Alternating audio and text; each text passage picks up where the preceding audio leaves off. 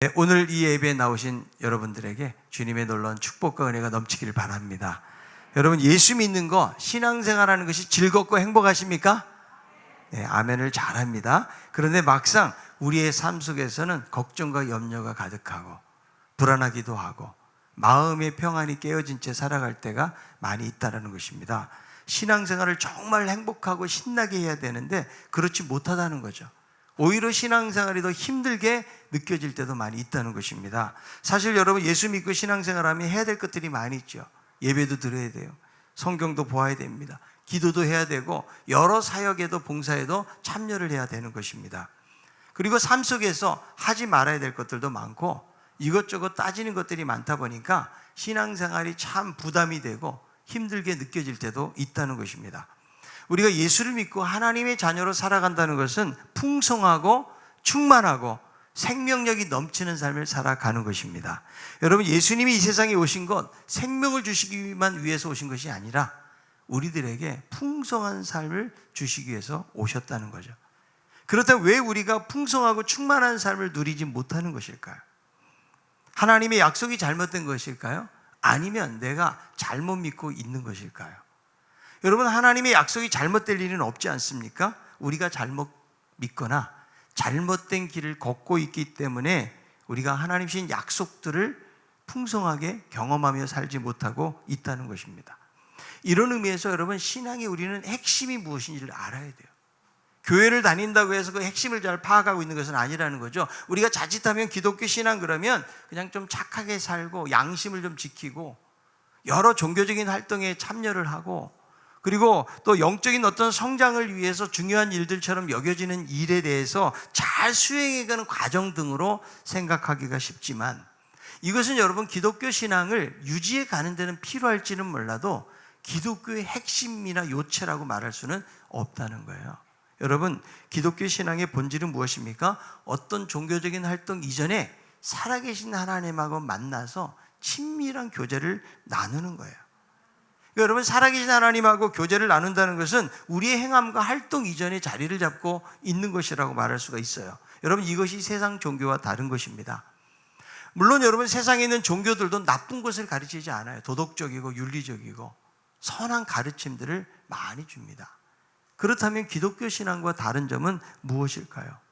모든 종교도 신과 영원한 실제에 대해서 생각하면서 나름대로 자신들의 방식과 노력을 통해서 거기에 나아가고자 그들도 그렇게 열심히 노력한다는 거죠. 여러분, 불교는요, 고행을 강조하죠. 그래서 자기 수양을 쌓아야 되는 거예요. 그래서 스스로가 석가가 되는 것이 불교입니다. 여러분, 힌두교는 업보를 강조해요. 인도 같은 나라에도 보면은 사람들이 다 단계가 있어요.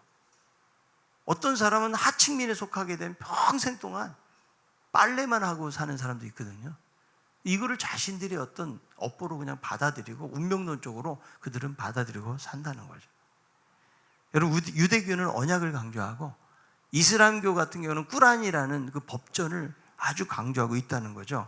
그래서 인간 쪽에서 구원을 위해서 열심히 지킬 것을 말하고 있는데 결국 세상의 종교는 뭐예요? 자기 노력의 극대화를 통해서 신께 나아가고자 한다는 것이죠.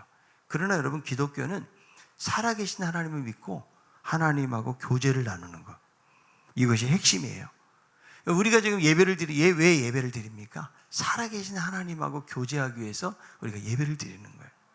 하나님은 여러분들을 만나고 싶어 하세요. 그리고 따뜻하고 친밀한 교제를 이루기를 원하신다고 하나님은 그렇게 말씀하고 있는 것이죠. 그러니까 여러분, 이 기독교 신앙이라는 것은 내가 하기 싫은 것을 그냥 억지로 마지못해서 내가 벌을 받을까 봐 지켜가는 과정을 말하는 것이 아니고 살아계신 하나님하고 친밀하고 따뜻한 교제를 이루어가는 것, 이것이 기독교 신앙이라고 말할 수가 있고, 이렇게 살 때 풍성하고 충만한 삶이 주어지게 된다고 성경은 말씀해요.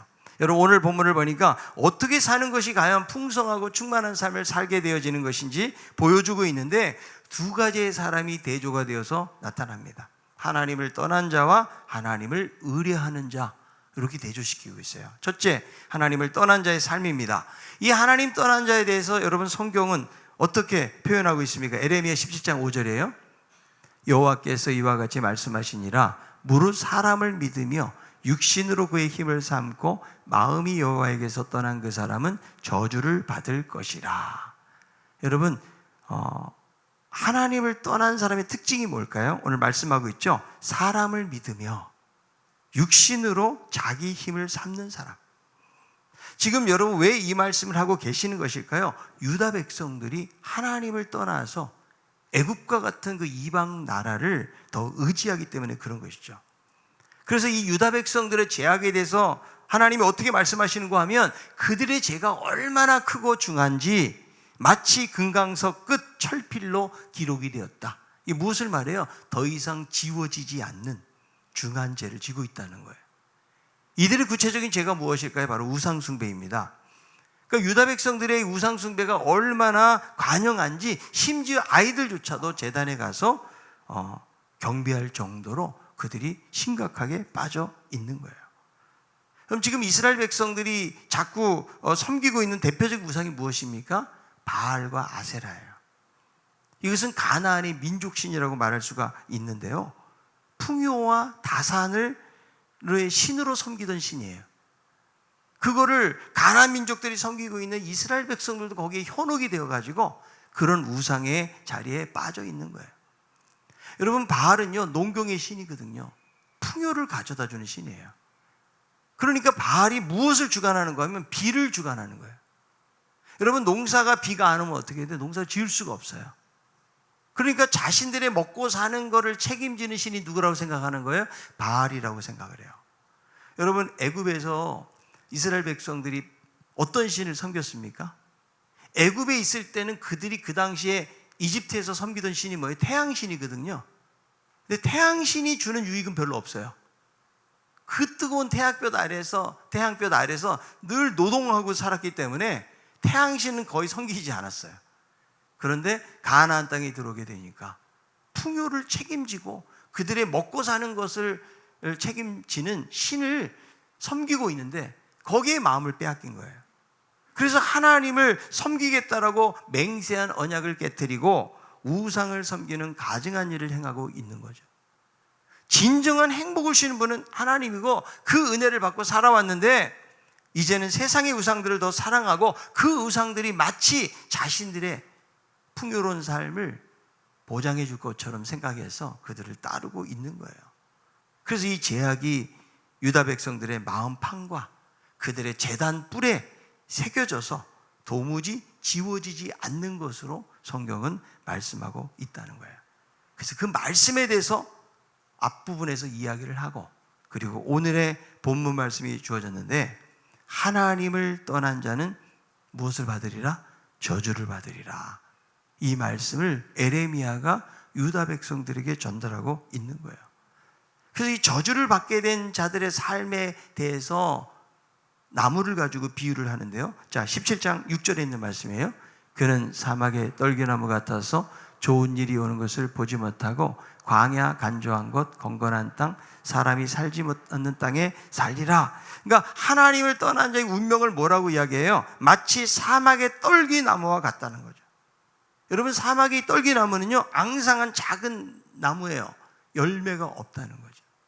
사막에 있기 때문에 수분을 얻을 수가 없으니까 말라 비틀어져 가지고 열매를 맺을 수가 없는 거예요. 광야지대에 버려진 땅, 그리고 메마르고 척박한 땅에서 겨우 살아가고 사람이 살지 않는 땅에 열매조차 맺지 못하고 있는 비참한 그런 모습을 가지고 상징해주고 있다는 거죠. 누가 그렇다는 거예요? 하나님을 떠난 자의 인생이 그렇다는 거예요. 여러분, 이 하나님을 떠난 자의 특징이 무엇일까요? 첫째, 사람을 믿으며 사람을 믿는다는 거예요. 하나님을 믿는 것이 아니고 누구를 더 의지한다고요? 사람을 더 의지하고 있다는 거죠. 여러분들은 하나님을 믿습니까? 사람을 더 믿습니까? 당연히 하나님이라고 말하죠. 그런데 하나님은 눈에 보이지 않아요. 사람은 눈에 보이고 실질적인 도움을 줄 수가 있기 때문에 우리는 하나님을 믿는다고 그러면서도 여전히 사람을 의지하게 될 때가 많이 있다는 거예요. 여러분, 사람을 왜 믿지 말라고 그럴까요? 사람은 전능하지 않기 때문에 그래요.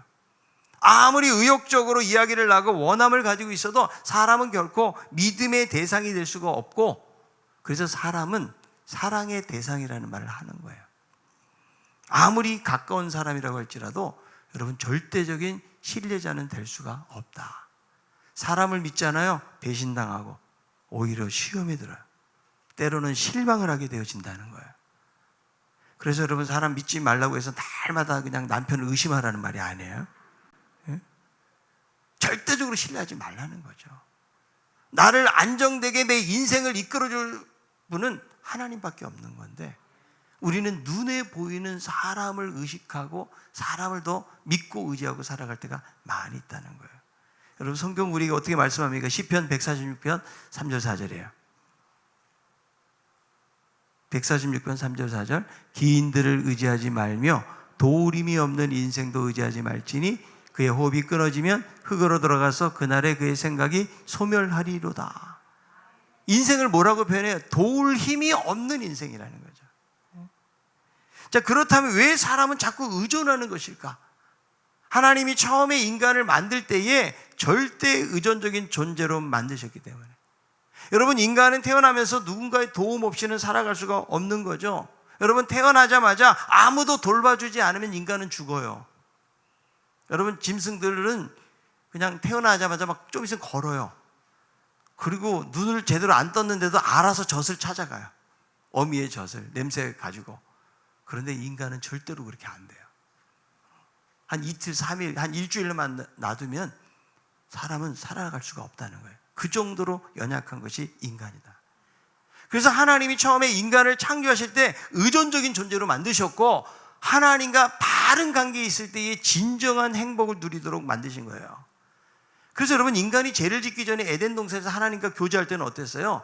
거기에는 풍성함이 있었고 충만함이 있었고 생명력이 넘치는 삶을 살게 되었다는 거예요. 그런데 하나님을 떠나서 스스로 주인 노릇하고 살았는데 의존적인 관계이다 보니까 하나님 외에 그 죄 때문에 다른 우상을 섬기는 그런 존재로 전락하게 되었다는 거예요. 자, 로마서 1장 21절부터 나와 있습니다. 하나님을 알되 하나님을 영화롭게도 아니하며 감사하지도 아니하고 오히려 그 생각이 허망하여지며 미련한 마음이 어두워졌나니 스스로 지혜 있다 하나 어리석게 되어 썩어지지 아니하는 하나님의 영광을 썩어질 사람과 새와 짐승과 기어다니는 동물 모양의 우상으로 바꾸었느니라. 아니 그 똑똑한 인간이 말이죠. 어떤 종교 보니까 개를 섬기는 종교도 있더라고요. 개한테 제사를 지내고 개를 소중하게 여기는 거죠. 예? 여러분 힌두교 이런 뭐 인도나 이런 데 가면 소가 얼마나 중요한지 몰라요. 함부로 할 수가 없어요. 소가 앉아있으면 차가 돌아가야 돼요. 그러니까 여러분 이렇게 하나님이 지혜롭게 인간을 만드셨는데 우상을 섬기는 존재로 전락하게 되었다는 거예요. 여러분 아담과 하와가 하나님이 먹지 말라고 하는 그 선악과를 알게 하는 나무 열매를 먹는 순간에 하나님과 관계에서 연합하고 살려고 하는 것이 아니고 하나님과 분리되고 자기 스스로가 주인된 삶으로 살아가게 되는데 이것이 무엇인가? 바로 육신의 삶이에요. 사람을 믿고 육신의 힘을 삼고 사는 사람. 지금 여러분 하나님께서 에레미야에게 말씀하고 계시는데 지금 이방 국가를 대상으로 이 말씀을 주신 것이 아니라는 거예요. 하나님을 믿는 언약의 백성들, 이스라엘 백성들, 유다 백성들 그들을 향해서 하나님이 이 말씀을 주고 있다는 거죠. 그러니까 여러분 육신적인 삶이라는 것이 단순히 신앙의 자리에서 떠난 사람에게 적용되는 것이 아니라는 거예요. 교회를 다니고 열심히 때로는 믿는다고 하는 사람들에게도 얼마든지 육신적인 삶을 살아갈 수가 있다는 것이죠. 자, 고린도전서 3장 3절이에요. 너희는 아직도 육신에 속한 자로다. 너희 가운데 시기와 분쟁이 있으니 어찌 육신에 속하여 사람을 따라 행함이 아니리요. 여러분 이 고린도 교회가 엄청난 축복을 받은 교회예요. 수많은 은사들을 소유하고 있어요. 재림신앙을 이들은 가지고 있었어요. 그런데 이들이 육신적이라고 왜 사도 바울이 책망을 합니까? 이들이 사람을 의지하는 거죠. 나는 게바파, 나는 아볼로파, 나는 그리스도파, 바보를 만들었다는 거예요. 아무리 많은 축복과 은사를 받았음에도 불구하고 사람을 의지하고 있는 그 모습에 대해서 바울이 책망하는 것을 볼 수가 있거든요. 여러분 인간은요 하나님을 의지하고 살아가야 되는데요 하나님 없이 내 힘으로 살려고 하는 이기적인 마음들이 늘 작용하고 있다는 거예요. 그래서 자기 힘을 가지고 자꾸 자족하려고 해요. 여러분, 살아가면서 하나님을 통해서 힘을 얻어야 되는데 세상에 있는 어떤 것들을 통해서 인정받고 안정감을 받으려고 하고, 자기가 가지고 있는 어떤 생활 방식을 통해서 성취감을 맛보려고 한다는 거예요. 여러분, 무슨 일을 성취하면 뿌듯해요. 왜 그럴까요? 세상으로부터 인정받기 때문에 그런 거예요. 더군다나 우리가 사는 사회는요, 성공을 요구하는 사회죠. 그래서 여러분, 사람들은 자신이 성취한 결과로 인해서 가치를 평가받게 되는 거예요. 여러분, 우리 자녀들이 학교에서 1등하면 그거보다 기쁜 일이 어디 있어요? 자녀가 공부 잘하면요, 싫어할 부모 한 사람도 없죠. 그런데 반에서 공부는 지지하기도 못하고 거의 바닥 점수를 여러분 받아왔다고 해봅시다. 여러분의 표정이 어떻게 달라질까요? 그렇게 은혜를 받았는데 표정이 달라집니다. 너 대체 누구 닮았냐? 응? 내가 너를 위해서 얼마나 수고하고 내가 돈 버는 수고를 하는데 왜 이렇게 공부 안 하냐? 이렇게 여러분 책망하지 않습니까? 여러분, 자녀들이 좀 학업하는데 우리가 좀 신경 안 쓰도록 해줬으면 좋겠어요. 제대로 못 해내면 사실 가장 큰 걱정과 염려가 되는 것이 바로 부모들의 마음인데요. 여러분, 우리 사회 인식이 뭐예요? 무엇이든지 잘해야 돼요. 성공을 해야 된다는 거예요. 이것이 여러분 팽배해 있기 때문에 공부를 하는 것도 얼마나 경쟁적인지 몰라요. 부지런히 해야 되고 열심히 해야 되고 그래야 사람들의 인정을 받게 되는 거예요. 여러분, 이것을 우리가 언제부터 경험할까요? 아이가 태어나서 말을 하기 시작하고 걸음마를 걸을 때부터 잘하면 박수를 받아요. 여러분, 말을 못하고 애가 잘 걷지도 못해요. 그럼 박수를 못 받고 염려와 걱정 속에 시달리게 되어진다는 거예요. 세상의 모든 일들은 여러분 행위에 초점이 맞춰져 있어요. 이것이 성공에 대한 지나친 압박감으로 작용하게 되어진다는 거죠. 여러분, 저는요, 여러분들 열심히 살고 막 무언가 열심히 해내는 것이 잘못되었다는 말을 하고 있는 것이 아니라는 거예요. 세상에서는 너무 여기에 집착하고 있고 행위에 대한 인정과 승인의 모든 것이 걸려 있다고 보는 거예요.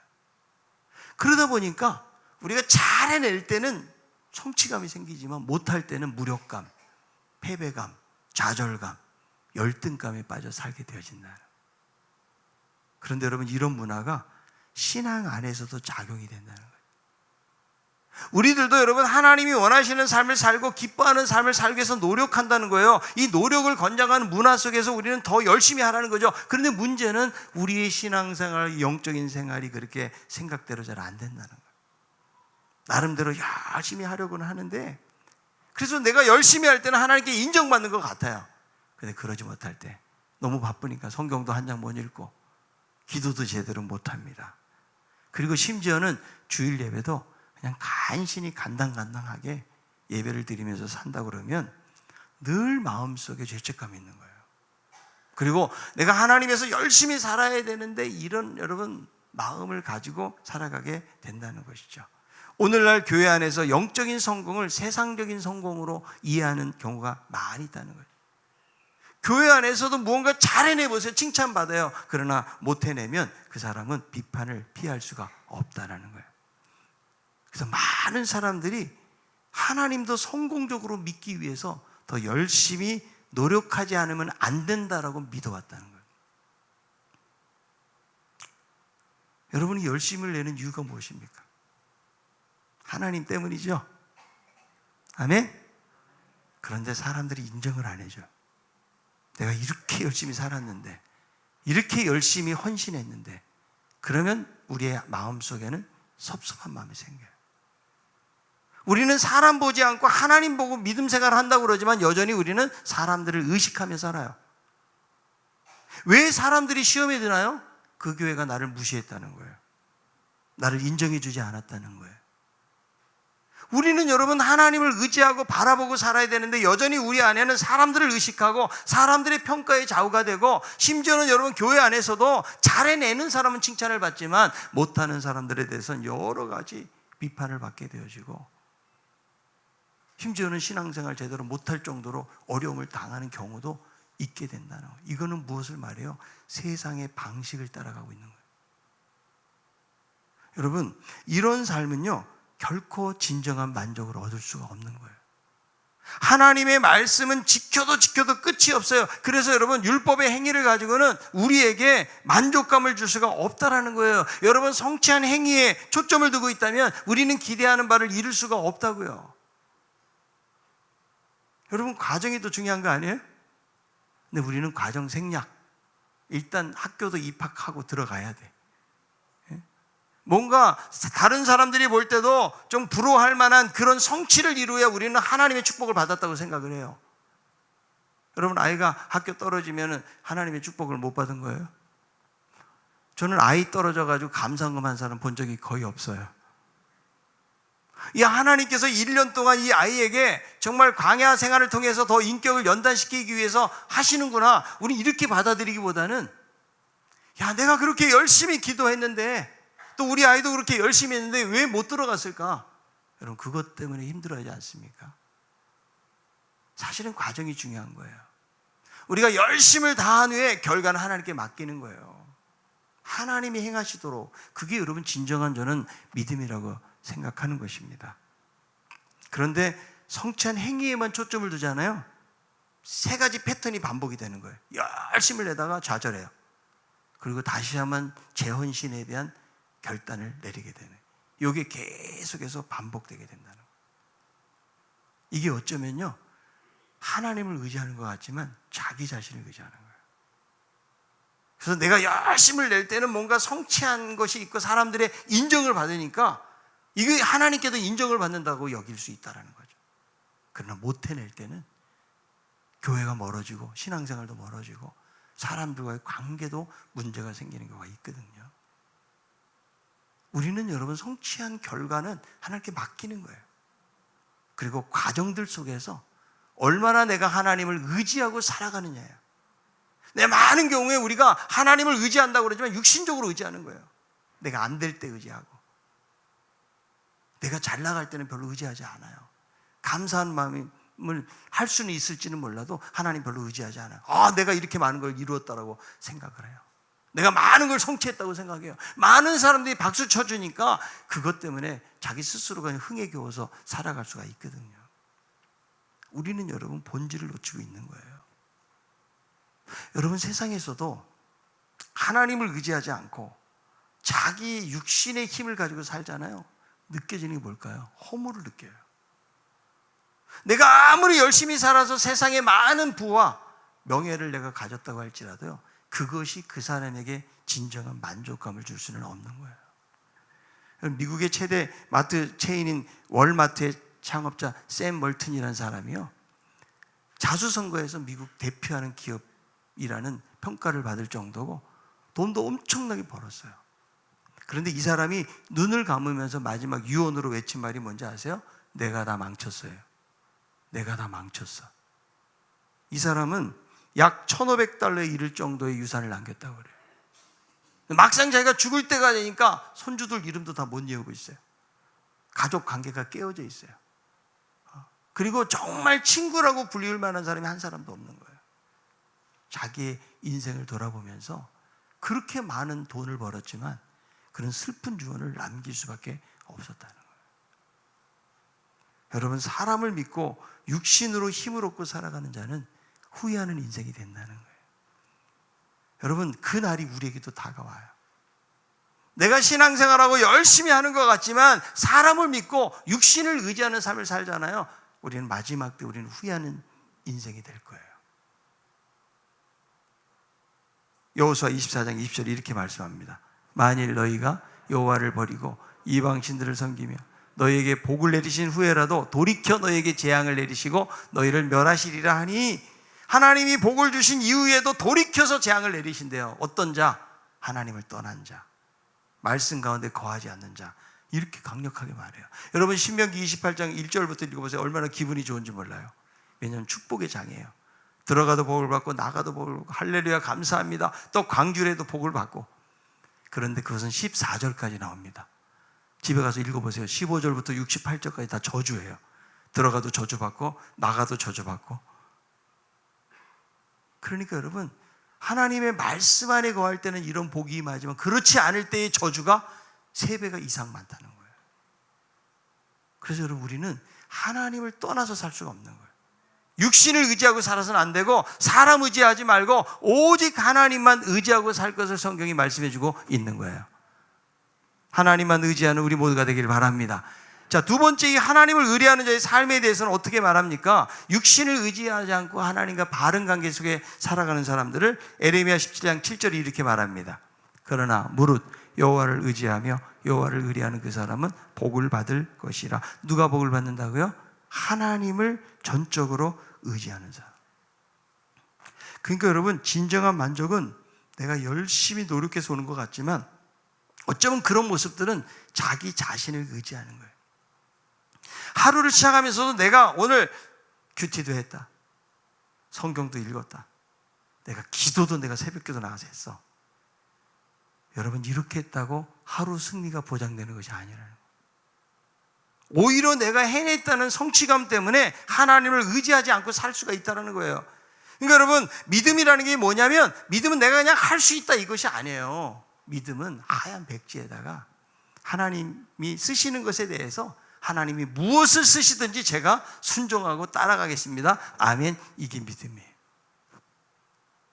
여러분, 내가 고집 부리는 게 아니고요, 내 생각을 쫓아서 살아가는 것이 아니에요. 내가 열심히 해가지고 하나님을 기쁘시게 하는 것이 아니고요, 하나님을 순간순간 신뢰하고 그분 안에 거하고 그분을 향하여 그분의 말씀에 대해서 마음을 온전히 열어놓고 나아가는 것. 이걸 하나님 원하신다는 거예요. 하나님, 제가 돈 많이 벌어가지고 우리 교회에서 11조 제일 많이 하는 사람 되겠습니다. 주여, 믿습니다. 내 사업장에 복을 주시옵소서. 여러분, 이렇게 혹시 기도하신다 그러면 상당히 그건 종교적인 거예요. 우리 사람의 마음이 언제 변할지 몰라요. 하나님이 순간순간 나의 삶 속에 역사하시도록 그분을 의지하는 삶을 살아야 된다는 거예요. 요한복음 15장 4절, 내 안에 거하라, 나도 너희 안에 거하리라. 가지가 포도나무에 붙어 있지 아니하면 스스로 열매를 맺을 수 없음 같이 너희도 내 안에 있지 아니하면 그러하리라. 그래서 진정한 열매는 그리스도 안에 거하는 데 있어요. 우리는 스스로 열매를 맺을 수가 없는 것입니다. 아무리 여러분 꽃꽂이꽃이 화려하다고 할지라도 열매를 맺을 수가 없는 거 왜 그럴까요? 가지로부터 잘려져 나갔기 때문에 그런 거예요. 그래서 하나님을 의지하는 사람은 어떻게 성경은 묘사하고 있습니까? 물가에 심겨진 나무예요. 자, 에레미야 17장 8절에 있는 말씀 읽어봅니다.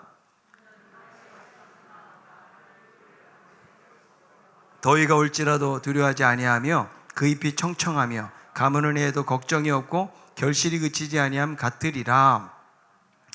그래서 여러분, 마치 물가에 심기운 나무를 통해서 열매가 맺어지는 것처럼 우리가 주님 안에 거하고 주님으로 충만하게 되잖아요. 열정이 솟아나요.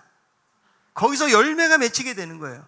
아무리 여러분 주변 환경에 더위가 찾아오고 가뭄이 온다고 할지라도 상관이 없어요. 그러나 여러분, 육신을 의지하는 자는 환경이 중요해요. 환경만 바라봐요. 주변 환경에 의해서 좌우가 되는 거예요. 그러나 하나님을 의지하는 자는 물가에 심겨져 있으니까 계속 공급을 받아요. 그러니까 두려움이 없는 거예요. 걱정이 없고 열매를 맺게 되는데 이것이 바로 풍성하고 충만한 삶이라는 거예요. 여러분, 태양이 뜨거우면 뜨거울수록, 환경이 힘들면 힘들수록 사막의 떨기나무는 더 말라 비틀어지는 거예요. 그러나 물가에 심겨진 나무는 아무리 환경이 열악해도, 태양이 뜨거운 빛을 낸다고 할지라도 오히려 더 풍성한 열매를 맺게 되어진다는 거예요. 저는 여러분들, 저와 여러분들이 물가에 심겨진 나무와 같은 삶을 살았으면 좋겠어요. 우리는 여러분, 하나님으로부터 무언가 얻어내기 위해서 열심히 믿는 것이 아니에요. 하나님을 막 내 수고로 감동시켜가지고 하나님이 나를 사랑하도록 만드는 것도 아니라는 거예요. 그리스도인은 바른 관계에서 시작이 되는 거예요. 마치 포도나무에 가지가 붙어 있을 때에 열매는 어떻게 맺어요? 저절로 맺어지는 거죠. 우리가 주님 안에 거하잖아요. 그러면 자연스럽게 풍성하고 충만한 삶이 주어지게 된다는 거예요. 여러분, 자기 힘으로 자족하고 살려고 해서 안 돼요. 이것이 가장 어리석은 이 부자를 보면 이 성경의 대표적인 사람이에요. 이 사람이 얼마나 젊었을 때 열심히 일했으니까 곡식이 가득한 거예요. 창고를 지어놓고 내가 편안하게 살자. 이게 여러분 육신적인 삶이라는 거 아십니까?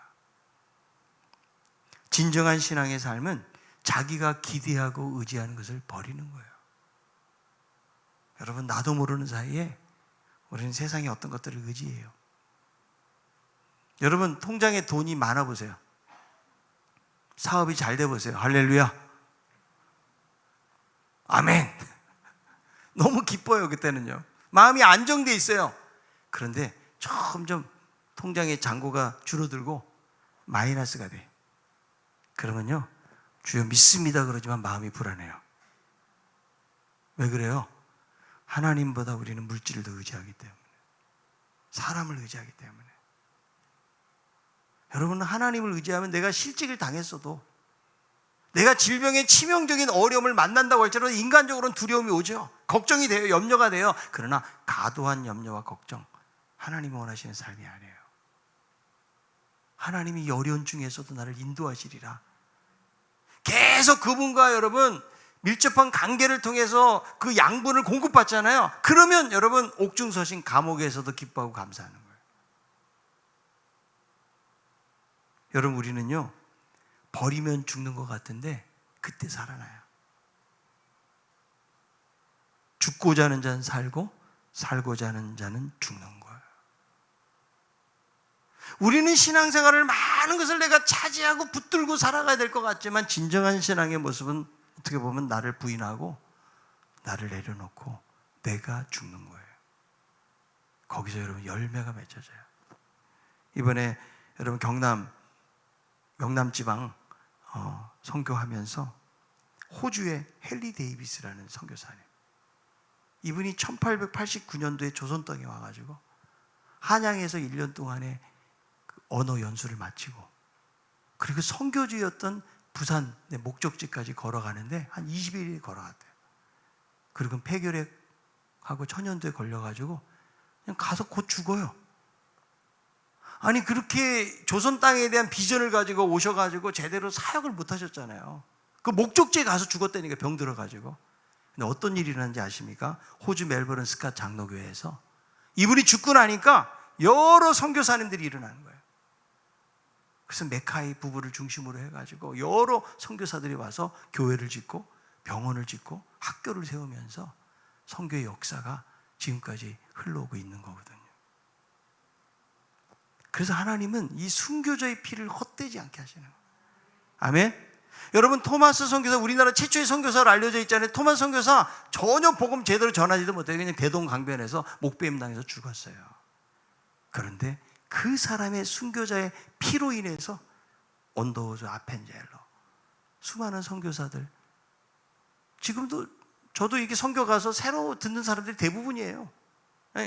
아주 유명한 사람들 이름만 알지 나머지는 잘 모르는 사람, 그 무명의 사람들이 와서 이 땅에 복음을 전했기 때문에 우리가 이렇게 예수 믿을 수 있는 거예요.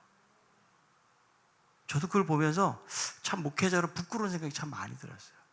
주기철 목사님, 그 순교관 손양원 목사님, 야, 어떻게 저렇게 원수까지도 사랑하고 저 모진 고난, 이 박해와 고문을 받으면서 어떻게 정말 저거를 견뎌냈을까. 주님의 은혜라고 생각이 들어요. 인간적으로는 정말 두렵고 나도 정말 그 자리에 가면 할 수 있을까, 이런 생각 앞에 너무나도 부끄러운 저의 모습을 저는 발견했거든요. 여러분, 죽고자 했을 때에 살아나는 거예요. 우리의 진정한 양분은 그리스도께로 와야 돼요. 근데 우리는 이 땅을 살아가면서 내가 지탱하고 있는 땅에서 자신의 양분을 가지고 살려고 해요. 그러니까 영적으로 황폐하고 바닥난 삶을 경험하게 되는 거예요.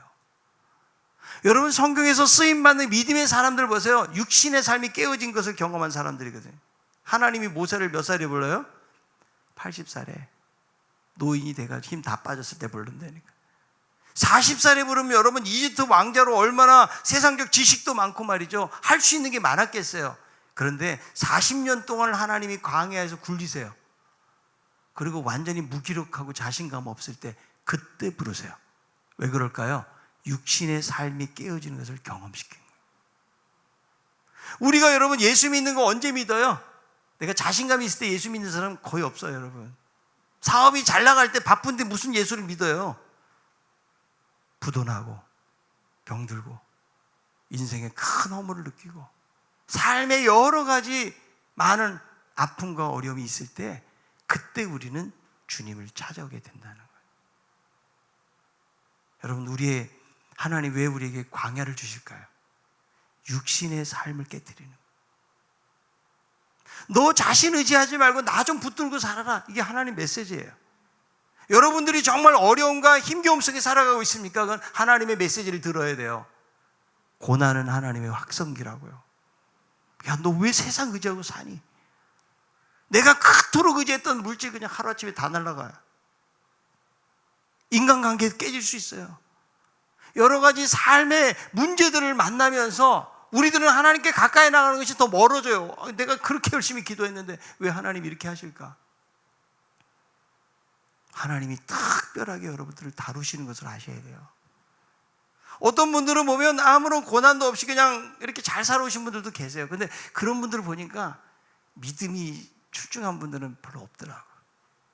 정말 믿음 좋은 분들은 막 인생의 고난에 골짜기를 겪은 사람들이 정말 믿음도 보석같이 잘 다듬어져 있는 모습들을 보게 되거든요. 왜 하나님이 이스라엘 백성들을 40년 동안 만나주셨을까요? 그들의 육신의 삶을 깨뜨리는 거예요. 아무 먹을 것도 없으니까 날마다 하늘을 바라봐야 살아갈 수가 있는 거예요. 우리는 하늘을 바라봐야 되는데 이거 외에 바라볼 게 너무 많은 거예요. 자녀를 바라보고 물질을 바라보고 내 사업장, 잘 나가는 사업장을 바라보고 직장을 바라보고 그 의지할 것들이 너무 많다 보니까 그 중에서 하나님을 선택은 하긴 하는데 내가 힘들고 어려울 때만 하나님을 선택하게 된다는 거예요. 그건 여러분 하나님을 의리하는 삶이 아니에요. 세상에는 눈에 보이고 실질적으로 우리에게 유익을 주고 나에게 안정감을 주는 것들이 너무 많아요. 세상에는요. 그러다 보니까 우리는 예수 믿고 이 길을 따라간다고 하면서 여전히 다른 길을 가고 있어요. 거기서 영적으로 황폐하고 메마른 삶을 경험하게 되는 거예요. 여러분, 진정한 삶은 물가에 심겨져 있는 거예요. 아멘? 여러분, 육신의 힘이 빠져야 성령님이 역사하세요. 하나님의 영이 우리의 삶을 이끌어 가셔야 돼요. 그 충만함이 나를 완전히 사로잡아야 돼요. 하나님의 말씀이 나를 사로잡아야 돼요. 그냥 내가 뭐 열심히 해가지고 내가 어떤 걸 이루는 것이 아니에요. 내 안에서 역사하시는 그 하나님을 우린 드러내는 삶을 사는 거예요. 오직 그리스도를 드러내는, 하나님이 일하시기 때문에. 여러분, 우리의 삶이 지금 황폐하다, 어디에 심겨져 있는지를 봐야 돼요. 사막에 심겨져 있다면 악순환이 계속 거듭돼요. 그러나 물가에 심겨져 있다면 열악하고 힘들수록 기쁨이 생겨요. 감사가 생기고 세상을 이길 수 있는 믿음과 힘을 하나님이 주시는 거예요. 여러분, 요즘 물가 올라가고 고유가 시대고 정말 세계적으로 지금 경제가 파탄에 갈 정도로 힘든 시대가 오고 있어요. 여러분, 우리들도 가정 경제 너무 힘들지 않아요, 여러분? 그럼 우리는 물가에 심겨져만 있으면 가뭄이 와도 무더위가 찾아와도 전혀 걱정하지 않아요. 왜냐하면 그분이 우리와 함께 하시기 때문에. 물가에 심겨진 나무의 삶을 살아가는 우리 모두가 다 되기를 바랍니다. 그래서 그리스도 안에서 풍성함과 충만함을 누리고 열매 맺는 삶을 살아갈 수 있는 우리 모든 성도들 다 될 수 있기를 바랍니다.